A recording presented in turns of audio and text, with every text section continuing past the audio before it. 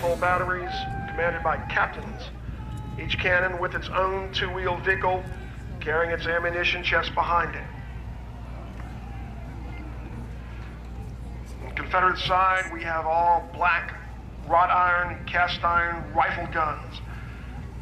These barrels weigh approximately 800 to 900 pounds. The carriages that support them of wooden spokes on the wheels, weighing approximately 1,300 pounds, each piece weighing over a ton, over 2,000 pounds in weight.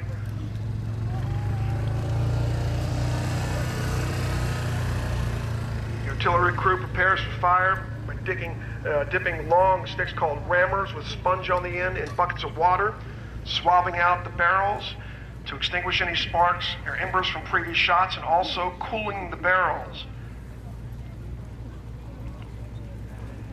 Meanwhile, in the back of the gun, one of the crew members places their thumb in a protective leather pouch over a vent hole to keep any oxygen out of the barrel, to ensure that any sparks or embers are out of the barrel before a powder bag weighing approximately 2.5 pounds of gunpowder is introduced into the barrel. The rammers are switched to the opposite end where the wooden block is used to ram the powder bag and the projectile down to the back of the barrel. At the top of the back of the barrel is a little hole, a vent. One of the crew members will step forward and insert a long metal needle-like device called a vent pick or priming wire into the hole. It punctures the ammunition bag loaded in the back of the barrel. Another member of the crew will step forward with a copper tube filled with fulminate. At the top of the tube is a wire that extends perpendicularly from the tube. The copper tube sticks perfectly into the hole at the top of the back of the barrel. And at the end of a loop on the end of the wire, a string is attached.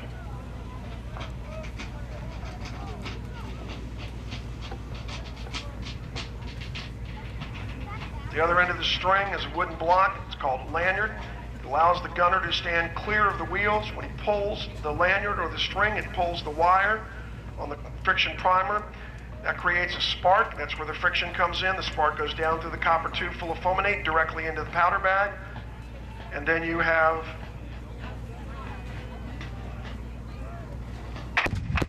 that. Normally these guns would recoil anywhere from 3 to 12 feet. And then the men would have to manhandle the guns back into position. All Civil War artillery fire is direct fire. What that means is you're only firing at targets that you can see.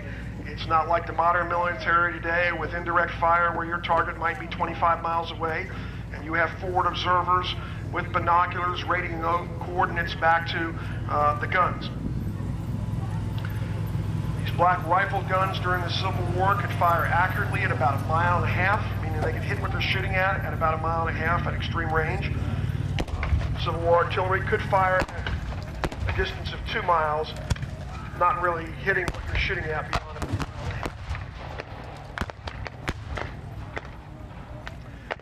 Normally each piece attached to its limber would require 6 horses to transport. When it came time to fight, the guns were unlimbered. They were disattached from the two-wheel vehicles carrying the ammunition chest, and we're going to see an example of unlimbering during this scenario on the far Union left to the right of our grandstands.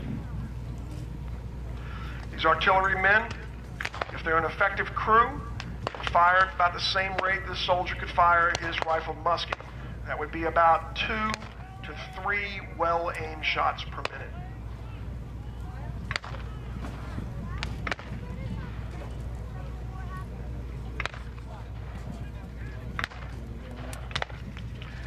These men fire a variety of different types of ordnance or ammunition.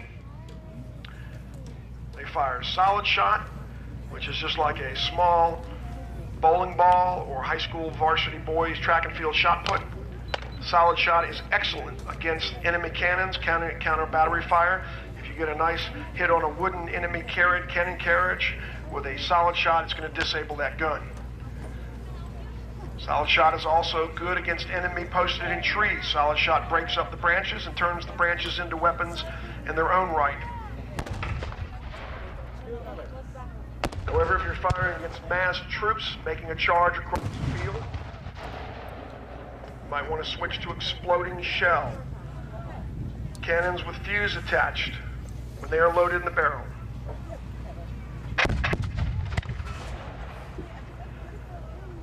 The firing of the cannon ignites the fuse. The fuse is cut before it's loaded. You're trying to cut the fuse to time the cannonball to explode just overhead or just in front of a body of enemy troops. The fuse is lit inside the barrel at the time of firing. Hollow iron balls explode in midair, and the fragments rain down on the enemy. And then when things got a little more desperate and the enemy got close, often they would switch to something called canister. Imagine a high-C fruit drink can made of tin.